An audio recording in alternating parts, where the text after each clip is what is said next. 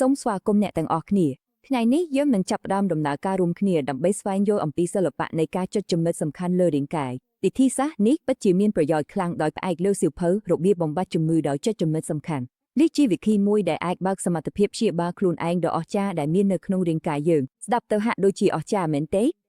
តែនេះហើយជាគំនិតស្នូលរបស់ការចុចចំណុចសំខាន់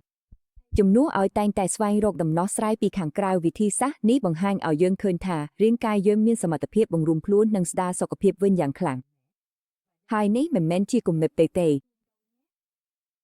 សូម្បីតែវេជ្ជបណ្ឌិតត្រឹងសិនអតិថិនាយកវិទ្យាស្ថានវិទ្យាសាស្ត្របុរាណនៃទីក្រុងហូជីមិញក៏បានបញ្ជាក់ថាវិធីសាស្ត្រនេះមានភាពជាក់ស្ដែងនិងងាយស្រួលអនុវត្ត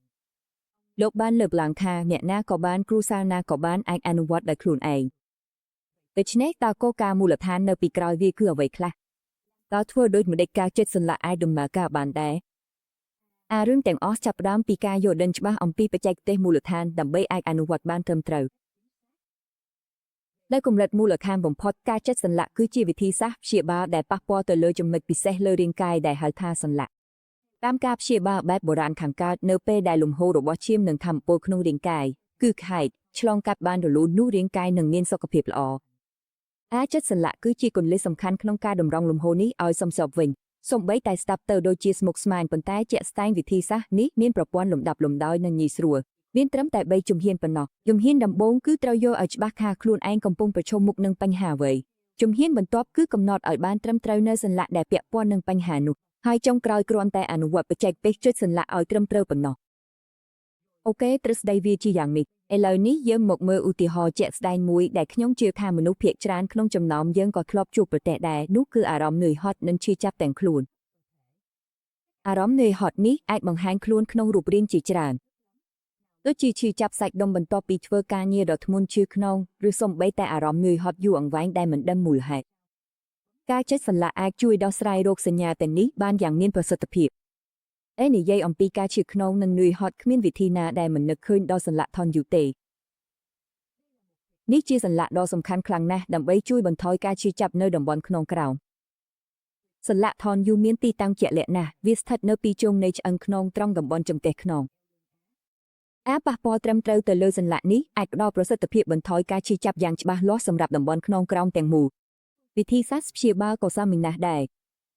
អ្នកជំងឺត្រូវដេកលើផ្នែកពោះហើយអ្នកអនុវត្តនឹងប្រាំរៀមដៃធំពីចុចសន្លាក់ថនយូទាំងពីរនៅពេលតែមួយតែចុចដោយកម្លាំងខ្ញុំនឹងជួយបន្ធូរបន្ថយការឈឺចាប់នៅតំបន់នេះយ៉ាងឆាប់រហ័សអូខេចាប់រៀមសន្លាក់ថនយូហើយឥឡូវនេះយើងនឹងបន្តទៅសន្លាក់មួយទៀតដែលល្បីមិនចាញ់គេដោយមានសមត្ថភាពបន្ថែមថាមពលដល់រាងកាយទាំងមូលហើយពិសេសជួយបន្ថយការធន់ជើងនោះគឺជាសន្លាក់ទុកសាំលីសន្លាក់ទុកសាំលីមិនត្រឹមតែជួយបន្ថយការធន់ជើងទេប៉ុន្តែវានៅមានប្រសិទ្ធភាពក្នុងការស្ដារថាមពលឲ្យរាងកាយទាំងមូលផងដែរទីតាំងរបស់វាក៏ងាយស្រួលស្វែងរកផងដែរគឺស្ថិតនៅក្រោមជង្គង់បន្តិចនៅខាងក្រៅឆ្អឹងជើងហើយអ្វីដែលអស្ចារ្យបំផុតគឺអ្វីគឺយើងអាចចុចសន្លាក់នេះដោយខ្លួនឯងយ៉ាងងាយស្រួលគ្រាន់តែអង្គុយលើកៅអីរកទីតាំងត្រឹមត្រូវហើយប្រាំរៀមដៃធំចុចសន្លាក់ទុកសាំលីនោះយើងអាចបន្ថយភាពនឿយហត់ដោយខ្លួនឯងបានហើយបន្ទាប់មកយើងនឹងពិនិត្យមើលវិធីចុចសន្លាក់ដែលអាចជួយដោះស្រាយបញ្ហាដែលពាក់ព័ន្ធនឹងការបង្រួមឈាមនិងការស្រួលក្បាលដោយធ្វើឲ្យរាងកាយយើងវិលត្រឡប់ទៅស្ថានភាពសមតុល្យឲ្យដើមវិញពេលដែលមានអារម្មណ៍ស្រួលក្បាលភ្នែកមើលមិនច្បាស់ឬក្បាលធ្ងន់សន្លាក់បាក់ហុយគឺជាចំណុចដំបូងដែលយើងគួរត្រូវគិតដល់សន្លាក់បាក់ហុយស្ថិតនៅលើកំពូលក្បាលរបស់យើងនេះត្រូវបានចាត់ទុកថាជាសន្លាក់សំខាន់សម្រាប់ដោះស្រាយរោគសញ្ញាដែលធ្វើឲ្យមិនស្រួលនៅតំបន់ក្បាលដូចជាឈឺក្បាលឬត្រចៀកមានសំឡេងចុចស្រាលលើសន្លាក់នេះអាចជួយបន្ធូររោគសញ្ញាបានយ៉ាងលឿនការចុចសន្លាក់ក៏មានប្រសិទ្ធភាពខ្លាំងក្នុងការរៀបចំសរសៃឈាមឲ្យប្រសើរឡើងជួយដោះស្រាយបញ្ហាគ្រប់គ្រងសម្ពាធឈាមទាំងខ្ពស់និងទាបជំនួសឲ្យផ្ដោតតែទៅលើលេខលើម៉ាស៊ីនវាស់សំណើនេះជួយធ្វើឲ្យសមតុល្យឲ្យនឹងលំហូរឈាមនិងខ្យល់នៅទូទាំងរាងកាយហើយនេះហើយជាភស្តុតាងនៃភាពបត់បែនរបស់ការចុចសន្លាក់អាស្រ័យទៅលើរោគសញ្ញាជាក់លាក់យើងនឹងប៉ះពាល់ទៅលើសន្លាក់ផ្សេងគ្នាឧទាហរណ៍សន្លាក់ហើបកុកជួយបន្ថយការឈឺក្បាលដែលជារឿយនៅអ្នកមានសម្ពាធឈាមខ្ពស់ខណៈដែលសន្លាក់ខ្វេតអាំយោវិញជួយធ្វើឲ្យដៃជើងត្រជាក់ដែលពាក់ព័ន្ធនឹងសម្ពាធឈាមទាបកាន់តែប្រសើរ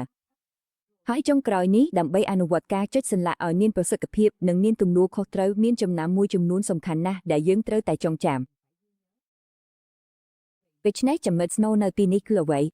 ការចិត្តសន្លាក់គឺជាឧបករណ៍ជួយដ៏អស្ចារ្យប៉ុន្តែมันអាចជំនួសការធ្វើវិនិច្ឆ័យវេជ្ជសាស្ត្រដោយអ្នកជំនាញបានទេសូមអត់ធ្មត់ហាត់ប្រាណជាបន្តបន្ទាប់ស្ដាប់ទៅលើរាងកាយរបស់ខ្លួនហើយយ៉ាងពិសេសកុំប្រើកម្លាំងខ្លាំងពេកនៅពេលចិត្តសន្លាក់ហើយដើម្បីបញ្ចប់សូមយើងចងចាំអនុសាសន៍ដ៏មានប្រសិទ្ធភាពនេះពីឯកសារដើមការចិត្តសន្លាក់មិនមែនគ្រាន់តែជាបច្ចេកទេសមេកានិកទេវានៅជាការបញ្ជូនថាមពលនិងការផ្ដោតអារម្មណ៍របស់ខ្លួនទៅលើសន្លាក់ផងដែរនោះហើយជាពេលដែលលទ្ធផលអស្ចារ្យពិតប្រាកដអាចកើតមាន